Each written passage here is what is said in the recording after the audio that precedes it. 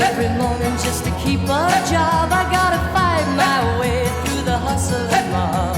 Sounds of the city pounding in my brain while another day goes down the drain. Yeah, yeah. But it's a 5 o'clock the world when the whistle blows, thinking that the world looks fine. Yeah.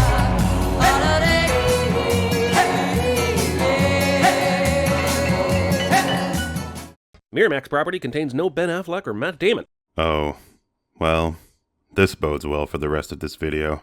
Also, this still counts as Jeremy has a boner for Jason Bourne. Also, come on, QT, get the f*** out of here with your American Heritage Dictionary. No Collins, or even Cambridge. Personally, I'm Team Merriam-Webster till I die, son. Here's a little history trivia for you. The American Heritage Dictionary was created specifically because Webster's Dictionary allowed words in all willy-nilly. This means that the AHD has stricter definitions and a much higher standard than your typical Merriam-Webster. Tarantino being who he is, it makes total sense for him to use this dictionary. Forget it, it's too risky. They go on to have a conversation at length about how risky it is to continue to hold up liquor stores, but the movie starts with them already midway into this discussion. They're even done with their breakfast, which means Pumpkin's been essentially saying the same thing over and over even before he's being called out for sounding like a duck. No, that's not what this means at all. It's more likely that the topic had just been brought up as they were finishing breakfast, because, you know, that's how conversations go. Besides, it ain't the giggle it used to be. There's too many foreigners on liquor stores. And thus begins the frequent reminders that it wasn't nearly as cool to quote a lot of the dialogue from this movie as you remember. Jeremy thinks you can apply 2019 sensibilities to a Quentin Tarantino film.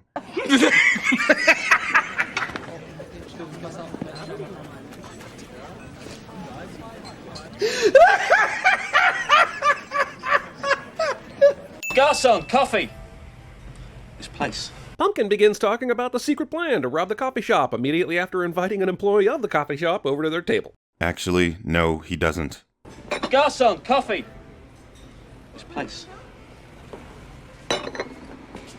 Garçon means boy. You can't just manipulate a scene on a 25-year-old masterpiece like we're just going to let you get away with that shit. Nobody ever robs restaurants. Why not? Well, despite your robbery being generally successful, there are many reasons that people don't rob restaurants. There are multiple exits and entrances accessible for staff and customers, too many employees to handle who can hide or call for help. It's broad f***ing daylight, and this shop is all windows, and they don't even lock the front door. So why wouldn't someone even show up? And considering they were listing all the reasons not to rob the other places, they should realize this. While I would agree with you that in 2019 it's probably ridiculous to rob a restaurant, and that generally most of what you stated was true even in 1994, Pumpkin and Honey Bunny actually list out why robbing a restaurant is a solid idea. Bars, liquor stores, gas stations. You get your head blown off sticking at one of them. Restaurants, on the other hand, you catch with their pants down. Manager, you don't give a f***. He's just trying to get you out the door before you start plugging the diners. I bet you could cut down on the hero factor in a place like this. 1 minute they're having a Denver omelette. Next minute someone's sticking a gun in their face. You got the idea, taking their wallets. Made more from the wallets than we did from the register.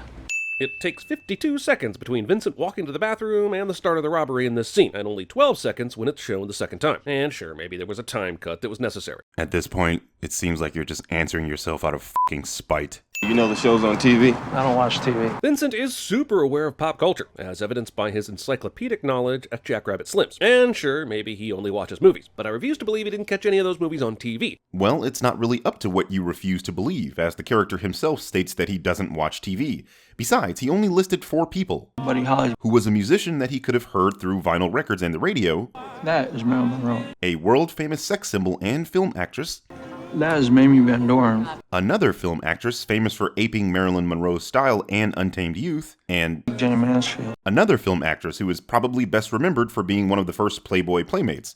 And judging from this scene, go home, off, and that's all you're gonna do. Yep, I'm pretty sure Playboy is where he knows Jane from. Check out the big brain on Brad! Jules 100% says Brad here instead of Brett, and it's always bothered me. You Brett truthers out there are convinced that he's just over-stylizing the correct name, and you can kiss my ass. According to the script and the subtitles, he 100% says Brett. Coming from the motherfucker that constantly flubs lines that he could easily re-record, I don't want to hear you talking about how black people pronounce Brett. I just want you to know how sorry we are that things got so f***ed up with us and Mr. Wallace. Yeah, what exactly got up, by the way. Sure, they have the briefcase, but it's not like they're in hiding or anything. They're in an easily accessible apartment, with the super important case barely hidden in the goddamn kitchen cabinet. Brett is a smart guy, so what the happened here? You serious? Brett is keeping the briefcase that may or may not contain Marcellus' soul. He was supposed to deliver the briefcase, and he hasn't. CinemaSins fanboys, this is your king? There must be, like, nobody in this apartment complex who can call the cops when Jules shoots a guy, throws a table, and goes through a shouty dialogue with Brett. Apparently, Jeremy has never called the cops before, because I can assure you, they will finish their Krispy Kreme before they decide to show up. And you will know my name is the Lord! Damn, Nick. It's gonna be pretty hard to recruit for the Avengers if you take this tack with them. Jeremy makes a pop culture reference in a film about pop culture references. Why the hell did they need to unload on Brett? Jules took some couch guy out with one bullet a few minutes ago. It's not like the extra gunshots are gonna intimidate his corpse. Did you just ask why hitmen unload their weapons on their mark? Really? One in my belly, one in my lip, one in my clit, and I wear a stud in my tongue. Excuse me, why would you wear a stud in your tongue? Jody literally just detailed her vaginal piercing in a very sensitive area, but Vincent is curious about the tongue stud? Jeremy, this is 1994, and tongue piercing in America was something that had just been introduced in the 80s. Genital piercing was already a thing, but the fact that a tongue piercing can enhance oral sex was pretty much breaking news. Give me $3,000 of Madman. Okay. If it's as good as you say it is, I'll come back and buy another 1,000. So Vincent is a heroin addict, but he's an extremely high-functioning one? Other than him acting kind of buzzy on the way to Mia's, this incredibly powerful heroin barely affects him. Jesus Christ, I saw The Dirt on Netflix, man. That's way more potent than we see here. Some people can handle their vices better than others. News at 11. Also, Marcellus and Mia have this house wired like Fort Knox, with a camera and intercom set up inside, but she has to leave a handwritten note on the front door? Even Jerry Seinfeld had a front door intercom in the mid-90s. How do you not realize that the note is suggesting that she may be busy while she's dressing, so she's letting Vincent know it's okay to come in? I mean, how do you expect her to answer the intercom while she's diving in that booger sugar? Quentin Tarantino's foot fetish. While I do condone the sinning of Uma Thurman's otherwise ghoulish feet, this is still pointing things out on the screen. Don't be a Rectangle! Well, squares are rectangles. Theme restaurants. God damn it, he pointed things out on the screen both my turns. I'll have the Durward Kirby burger, bloody. The fact that either of these two assholes want anything to do with food after the type and amount of drugs they've done already is absurd. Some people can handle their vices better than others.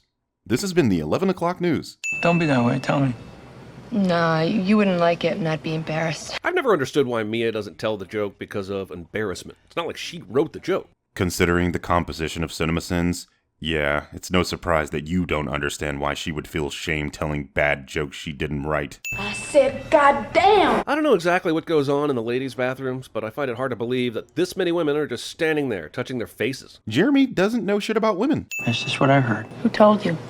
They? Wow, that's the first time I've heard the pronoun game being used to protect people before. But it's still the pronoun game, you protecting lame-ass gossiper piece of Normally when you pull this pronoun game bullshit, it's meant to criticize a film's tendency to not tell the audience who the character is referring to. But in this instance, we know Vincent is referring to Jules, so you're moving the goalpost, you cheating lame-ass jive turkey piece of shit.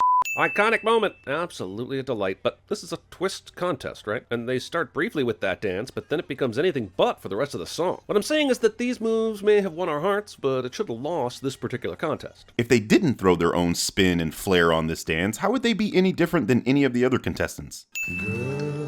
How the hell did Mia get an Urge Overkill album on Reel to Reel even in 1994? Does Marcellus Wallace look like a bitch?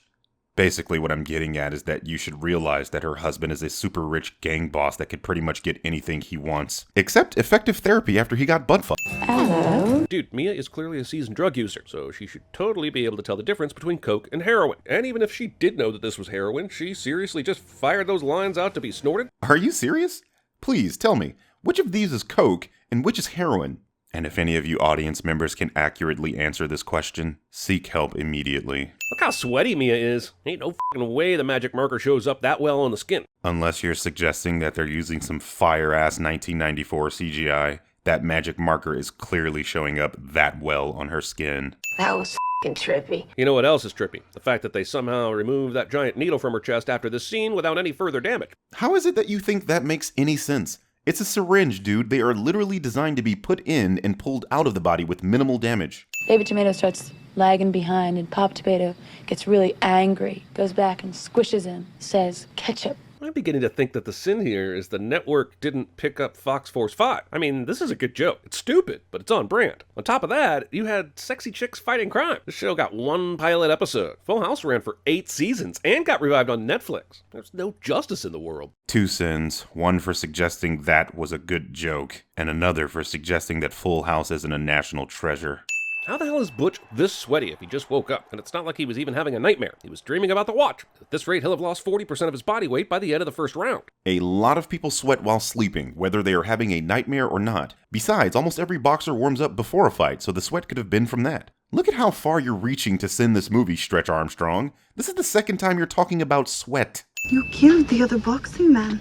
He's dead? It's not that I hate the gold watch section of the movie, and there are times where I really enjoy it. It gives us the iconic lines like, will you give me oral pleasure, and I'm gonna get medieval on your ass, which are awesome. It's just that it's not really essential to the rest of the plot. And the other parts are so much more enjoyable that you can seriously skip the entire section and the movie's just as good, if not better. Trust me, I've done this several times. What the hell do you mean it's not central to the plot? This section deals with the death of Vincent Vega, something that literally wouldn't have happened if Jules didn't retire after the Brett job. Besides, Nostra dumbass, can you tell me what the central plot of Pulp Fiction is? A film literally about intersecting vignettes? Next time I see you, we'll be on Tennessee time. For the record, Knoxville, where he's going, is the Eastern time zone. You go a little west and you're in the Central time zone. So Tennessee time is an abstract concept, and you're an asshole if you think otherwise. I don't give a fuck. It's unfortunate what we find pleasing to the touch and pleasing to the eye is seldom the same. It's times like this where you can literally hear Tarantino's writing getting a little too philosophical for his own good. Says the dude that wrote a book about a disabled superhero and makes boner jokes for a living. I'm gonna order a big plate of blueberry pancakes with maple syrup. This movie's over 2.5 hours, dude, and I'm just saying, as great as it is, there's a lot of unnecessary like this that makes it run that long. Jeremy sends a big plate of blueberry pancakes. But I specifically reminded you not to forget the watch! Either Butch didn't specifically remind her, or she's just plain airheaded. Doesn't matter. It's always bothered me that Butch didn't just bring the watch with him to the fight, mixed in with his other things. If this watch is so important that he's about to risk his life trying to get it back, then there's no reason he couldn't have brought it with him, or at least put it in a place where it was guaranteed that Fabian would bring it to the motel. This just shows that you aren't paying attention. Butch never planned on throwing the fight, so he purposefully brought as little of his effects as possible as to make a fast getaway after the fight. Fabienne f***ed up, but her f*** up actually saves Butch's life in the end.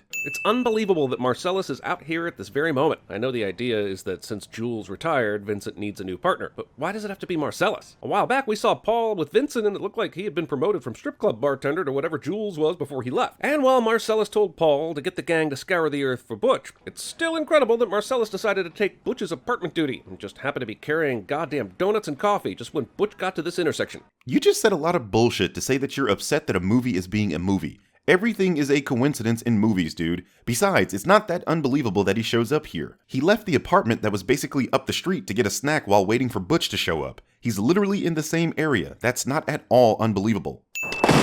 You know, there was a big-ass car wreck here several minutes ago, and now there's an active shooter in a highly public location. What I'm saying is that the police here are as notably absent from this movie as a non-casually bigoted white character. Earlier, you removed a sin from Mia being a great character. Congrats, you're not entirely hopeless, but right now you're forgetting that she is a white character that isn't casually bigoted.